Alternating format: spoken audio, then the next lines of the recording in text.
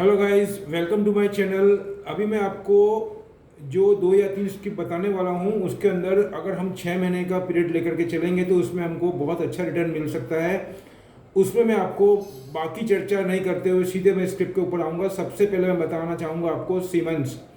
Siemens अगर आपको मैं बोलना चाहूँ तो जिस हिसाब से रेलवे के अंदर और इलेक्ट्रिफिकेशन के अंदर, मशीनरी में, पोर्ट के अंदर, इंफ्रास्ट्रक्चर के अंदर आप देखेंगे तो ईच एंड एवरीवेयर जो सीमेंस के पार्ट्स हैं वो ऑटोमेशन के अंदर और बहुत ही इंजीनियरिंग में हर जगह पे आप देखेंगे रेलवे में काफ़ी ज़्यादा उसका यूजेस है।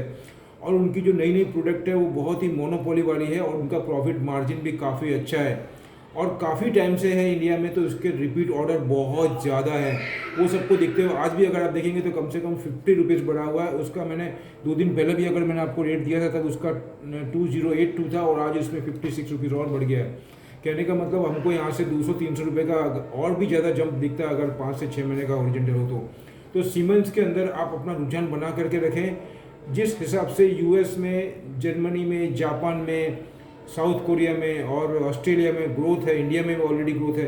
इंडिया में फ़िलहाल अभी कोविड का थोड़ा मैटर है, उसको देखते हुए थोड़ा जब तक ये इस्टेब्लिश नहीं हो रहा तब तक थोड़ा, वैसे इंटरनली डिमांड तो ऑलरेडी है लेकिन अभी फुल फ्लेज में नहीं है।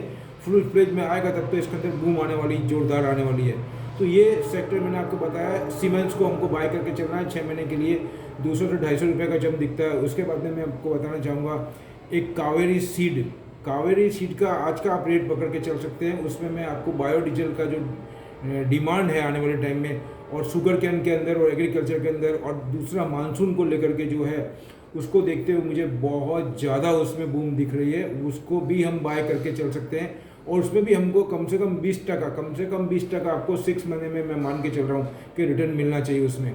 और बाद में मैं आपको आऊँगा थर्ड स्किप के ऊपर, मैं आपको डीएलएफ के ऊपर। डीएलएफ अगर देखेंगे दिल्ली के अंदर और नोएडा में और अपने उसके बाद में जो दिल्ली के आजू बाजू का एरिया है उसके अंदर आप उसकी जो कंस्ट्रक्शन का काम देखेंगे और वर्ल्ड में, चाइना में, यूएसए में, ऑस्ट्रेलिया में, जापान में, कोरिया में, यूके के अंदर जो रियल एस्टेट के अंदर जो बूम आ रही है और उसके अंदर डिमांड है उसको देखते हुए और इंडिया के अंदर भी जो गवर्नमेंट ने पॉलिसी, रेंटल पॉलिसी एक डिक्लेयर करी, उसको देखते हुए कंस्ट्रक्शन के काम के अंदर 2 ही दिन हुए अभी गवर्नमेंट डिक्लेयर किया और ये कंस्ट्रक्शन को गवर्नमेंट को एनी हाउ पुशअप करना ही पड़ेगा क्योंकि उनको जॉब क्रिएशन करना है और अगर इकोनॉमी को रिवाइव करना है और लोगों को रोजगार देना है तो ये सेक्टर को उनको एनी हाउ पुशअप करना ही पड़ेगा। तो उसका बेनिफिट लिया और 2 दिन पहले गवर्नमेंट ने डिक्लेयर भी किया है रेंटल। ये भी एक इन्वेस्टमेंट को इंक्रीज ही करेगा और रुझान बढ़ाएगा। उसको देखते हुए डीएलएफ आप आज के क्लोजिंग प्राइस से भी अगर 6 महीने के लिए थे तो उसमें भी हमको कम से कम 60 से 70 रुपये का गेन मिल सकता है ईजीली। ये मैं बताना चाहूँगा। अभी मैं फ़िलहाल अभी आपको जो बता रहा हूँ मैं ये स्किप अभी मैं 3 रख रहा हूँ।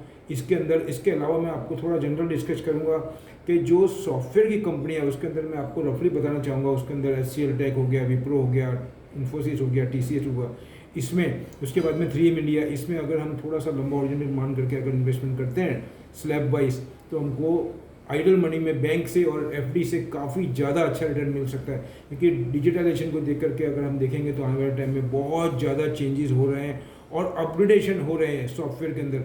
उसको देखते हुए और आप देखेंगे तो अपनी इंडियन कंपनी का जो सर्विस सेक्टर है, सर्विस वो पूरे यूरोप में आप देखो, यूएस में देखो, अपने जापान में देखो, वहाँ पे इंडिया का बहुत ज़्यादा सर्विस है और उसके अंदर काफ़ी ज़्यादा मार्जिन है। तो उसको देखते हुए सॉफ्टवेयर के लिए आने वाला टाइम बहुत अच्छा है। और वैसे भी करेंसी का आप देखेंगे तो डे बाई डे करेंसी हमारा अभी 70 के ऊपर ही चल रहा है, मतलब 72, 75, 72, 73, मतलब 72, 73 से लेकर 75 के बीच में। ये भी एक अच्छा कन्वर्जन रेट है सॉफ्टवेयर एक्सपोर्टर के लिए, तो ये भी एक उनको हेजिंग में बहुत ज़्यादा बेनिफिट दिलाता है। तो ये सबको देखते हुए मैंने आपको इतना डिस्कस किया। अभी ये मैं आपको जो बताना चाहूँगा ये हमको कल तो ठीक है, कल भी हमको प्रॉफिट देगा और आने वाले टाइम में अगर हमारे पास आइडल मनी है तो मैं ये रिक्वेस्ट करूँगा कि बैंक में एफडी या बैंक में रखने की बजाय अगर हम अच्छी स्किप में डालें तो उसमें हमको ज़्यादा रिटर्न के चांसेस हैं। और इसमें कोई दो राय नहीं है। आप किसी भी एक्सपर्ट से जाकर के पूछेंगे तो ज़्यादातर वही बोलेंगे। वो अगर सेग्रीगेट करते हैं तो उसमें अगर 100 रुपीज़ है तो उसमें से 30 रुपीज़ वो बोलेंगे आप सेविंग में डालिए, बाकी 70 रुपीज़ वो डिफरेंट टाइप ऑफ एसेट्स के अंदर इन्वेस्टमेंट कराने की सलाह देते हैं।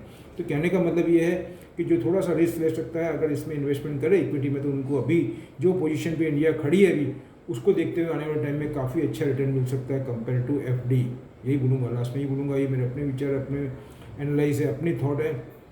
आप अपना डिसीजन अपने एक्सपर्ट की गाइडलाइन से लें। और अगर मेरे वीडियोस आपको अच्छे लग रहे हैं तो मैं रिक्वेस्ट हूँ इसको लाइक करें, शेयर करें, सब्सक्राइब भी करें और अपने मित्रों को भी पहुँचाएँ, जिससे कि और लोगों को रुझान हो। और अगर आपके अंदर कुछ कमेंट है या कुछ क्वेश्चन है, कोई क्वेरी है, तो आप मुझे कमेंट में भेजिए, मैं उसका आपको रिप्लाई जितना जल्दी हो सकेगा उतना आपको रिप्लाई दूंगा। और अपने फ्रेंड्स को भी भेज करके उनको बात करिए कि अगर आपको वीडियो अच्छे लग रहे हैं तो इसको सब्सक्राइब करें। थैंक यू, मिलते हैं अगले और कुछ वीडियो के अंदर डिटेल के साथ में। Thank you.